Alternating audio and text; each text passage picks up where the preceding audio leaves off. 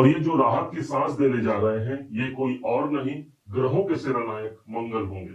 ये वही मंगल देव हैं जो भगवान शिव के माथे के पसीने के रूप में जिनका जन्म हुआ था। इसी मंगल को हम भूमि पुत्र कहते हैं और यही वो मंगल है जो ग्रहों के सेनाध्यक्ष के रूप में सदैव विद्यमान रहते हैं। आज एक घड़ी ऐसे घड़ी प्रारंभ होने जा रही है 13 सितंबर से, जहां पर एक बहुत बड़े कार्य हमारे संपन्न होने जा रहे हैं।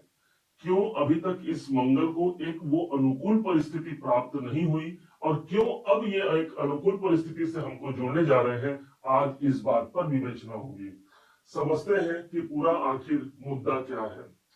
आपको भली भांति समझाने के लिए शुरू से ही हम शुरू करते हैं कि वास्तव में ये मंगल का जो चक्र है, जो इनकी परिक्रमा है, वो अब आखिर एक ठहराव की स्थिति पर क्यों आ रहा है और क्यों अब एक ऐसी आग जलेगी जो मेरे समस्त प्रकार के मेरी बुराइयों को, अर्थात मेरी जो कठिनाई जीवन में बनी हुई है, उसका अंत कर देगा।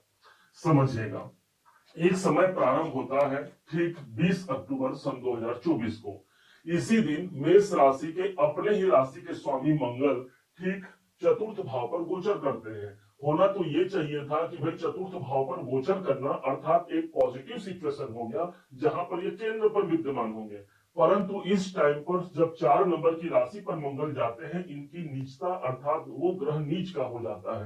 परिणाम यही स्थान जल तत्व का था, जिसके कारण से मंगल को हम अग्नि तत्व का ग्रह कहते हैं और चंद्रमा जिसके राशि पर ये विद्यमान थे, ये जल तत्व की राशि है। मतलब एक आग जली भी लेकिन वो बुझ गई, हमने उद्यम किया भी लेकिन वो उद्यम बुझ गया। ठीक इसी समय पर यही मंगलदेव वक्री हो जाते हैं और वक्री होकर के जब यहाँ विद्यमान थे, एक घर पीछे भी ये प्रवेश किए 3 नंबर की राशि पर। यहाँ इनको वायु तत्व का ग्रह मिला, होना तो चाहिए बहुत अच्छा, परंतु ये सिलसिला ज्यादा लंबा चला नहीं और पुनः फिर से ये मार्गी होकर के एक घर आगे आ गए, अर्थात नीच की अवस्था से प्रारंभ किए थे और नीच की अवस्था पर ये मौजूद हो गए। अब इस कार्यकाल में इनको 7 महीने का समय व्यतीत हो गया। मंगल का गोचर 1.5 महीने का होता है, लेकिन इन दोनों घरों पर ही मंगल ने 7 महीने का समय व्यतीत कर दिया। अब एक समय परिवर्तन हुआ और उस समय को कहेंगे 6 जून 2025 का दिन।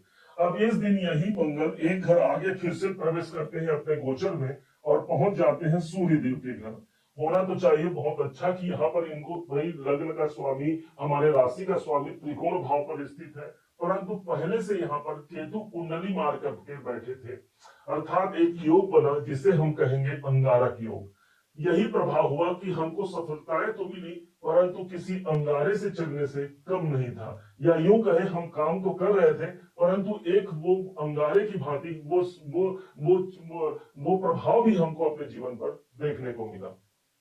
ठीक समय परिवर्तन होता है और यही मंगल एक घर आगे प्रवेश कर जाते हैं और ये स्थान हो गया जहां पर छठे भाव का स्थान। एक तो राशि के स्वामी, ऊपर से छठे भाव का स्थान प्राप्त होना। सबसे बड़ी बात हो गई कि सबसे प्रबल शत्रु की राशि पर, बुध की राशि पर मंगल देव का प्रवेश होना। वैसे भी कोई ग्रह जब अपने शत्रु की राशि पर होता है तो वो अपना तेज कमजोर कर डालता है, अर्थात वो इन्वायरमेंट, वो माहौल उस ग्रह को प्राप्त नहीं होता। ठीक स्थिति मंगल की थी। मंगल अग्नि तत्व के ग्रह है, जिस राशि पर ये प्रवेश किए थे ये स्वयं पृथ्वी तत्व की राशि थी। अब ये डेट जिस दिन ये प्रवेश किए थे वो डेट था 28 जुलाई। अब अंततः उस सब से ये बाहर निकलते हुए एक डेट प्रारंभ होता है 13 सितंबर सन 2025 और इसी दिन ये मंगल पुनः फिर से एक घर आगे प्रवेश कर जाते हैं और ये पहुंच जाते हैं अपने सममित्र शुक्र के घर पर। देखा जाए तो यहाँ इनको कोई बहुत अनुकूल स्थिति नहीं थी, लेकिन शुक्राचार्य ने इस मंगल को एक घर प्रदान किया, अपना घर प्रदान किया।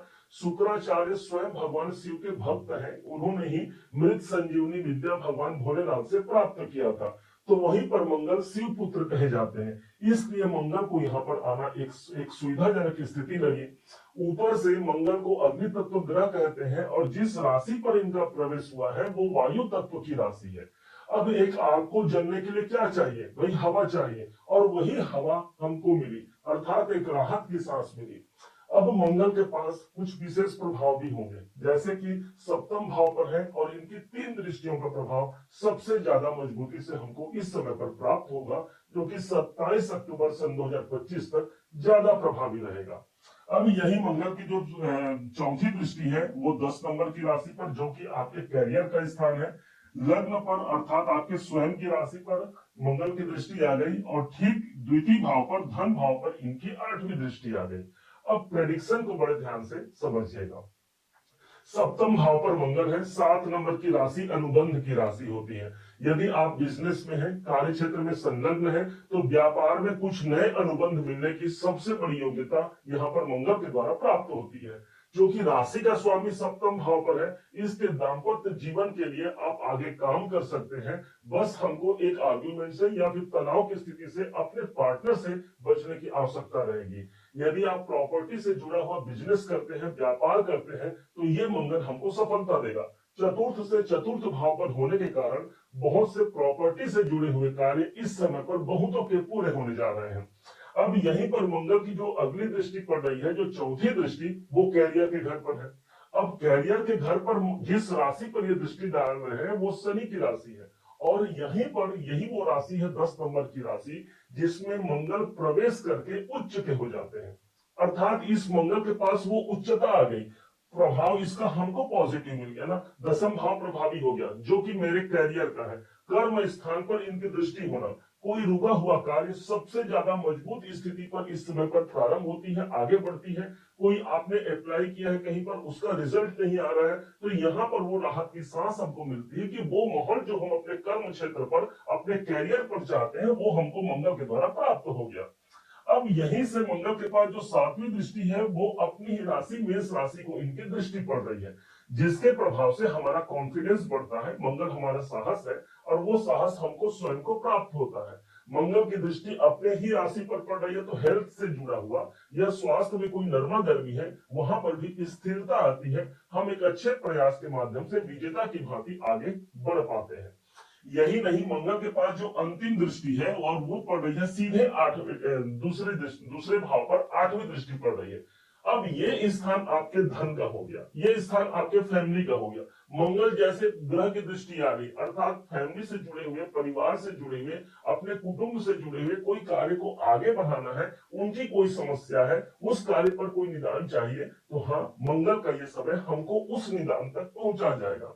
क्योंकि धन भाव पर दृष्टि है, सप्तम भाव से देख रहे हैं, तो कैरियर तो अच्छा हो ही गया।